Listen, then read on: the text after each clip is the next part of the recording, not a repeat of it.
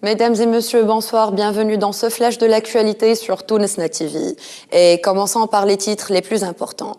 Suspension de la séance plénière pour la discussion du projet de la Constitution.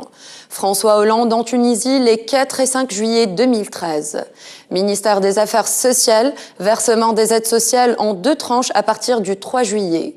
L'opposition égyptienne somme le chef de l'État Morsi de quitter le pouvoir d'ici demain mardi.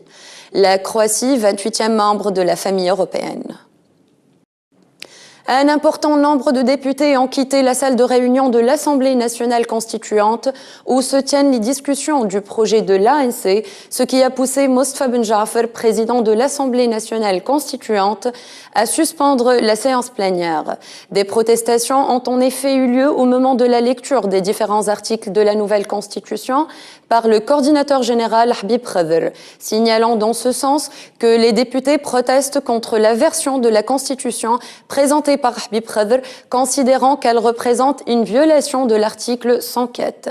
Et après concertation entre le président de l'ANC et les présidents des alliances parlementaires, il a été décidé de reprendre les travaux consacrés à l'examen du projet de constitution lundi après-midi à partir de 16h.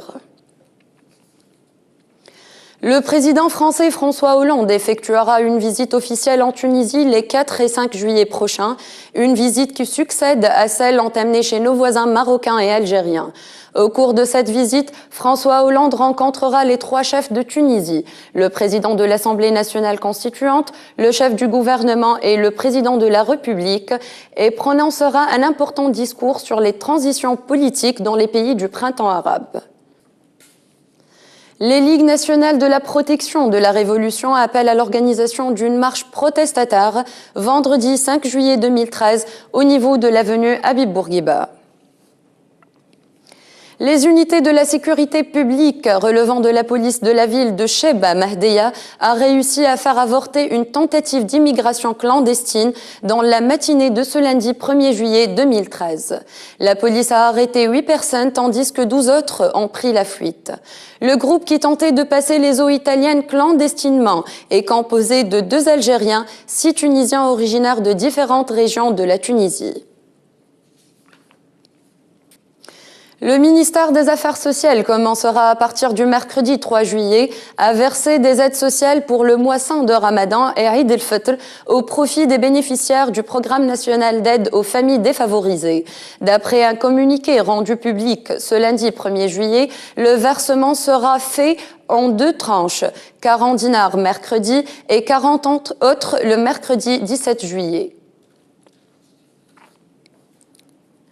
Les réfugiés du camp Choucha, qui a été fermé hier 30 juin 2013 suite à la décision de la délégation européenne des réfugiés, entameront à partir de demain 2 juillet un sit-in devant le siège du ministère des Droits de l'Homme et de la Justice transitionnelle. Les réfugiés protestent contre leur empêchement d'accéder à tous les services dont ils bénéficiaient auparavant. À l'international, maintenant, le mouvement Tamarod, à l'origine de la contestation contre le chef de l'État égyptien, a menacé, dans le cas où Morsi ne quitte pas le pouvoir, d'engager un mouvement de désobéissance civile. Des dizaines de militants anti-Morsi ont attaqué le quartier général des Frères musulmans. La police et les pompiers se sont gardés d'intervenir pour protéger le bâtiment. Au moins 2 personnes sont mortes dans cet assaut et des dizaines d'autres ont été blessées. Plusieurs pays occidentaux, dont la France et la Grande-Bretagne, ont appelé à la prudence pour leurs ressortissants. Le département d'État américain a pour sa part annoncé le départ d'un grand nombre de ses citoyens. Des affrontements ont éclaté dimanche 30 juin entre pro et anti-Morsi dans cette région égyptienne et ont fait 10 morts selon un premier bilan du ministère de la Santé. Plus de 613 blessés ont été enregistrés dans des manifestations organisées par les forces de l'opposition, appelant à la destitution du président Mohamed Morsi et à la tenue d'élections anticipées. Bilan très lourd à Yarnell aux États-Unis lors de ce feu de forêt. 19 pompiers sont morts alors qu'ils tentaient de maîtriser l'incendie. La colline de Yarnell se trouve en Arizona, au nord-ouest de la ville de Phoenix. Les pompiers apparemment appartenaient à une équipe locale d'urgence qui ont rencontré la mort alors qu'ils creusaient une ligne de pare-feu pour empêcher l'extension du sinistre. Le feu n'était toujours pas circonscrit dans la nuit de lundi. Déclaré vendredi, il couvrirait actuellement 800 hectares.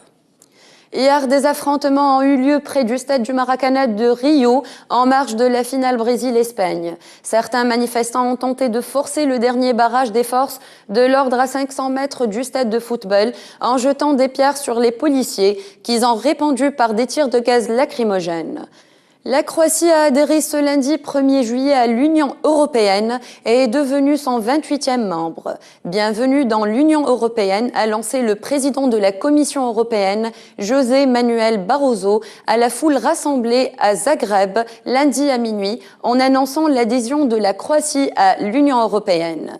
D'autre part, le directeur de la Banque centrale croate a déclaré que la Croatie espère rejoindre la zone euro dans les 4 ou 5 ans à venir.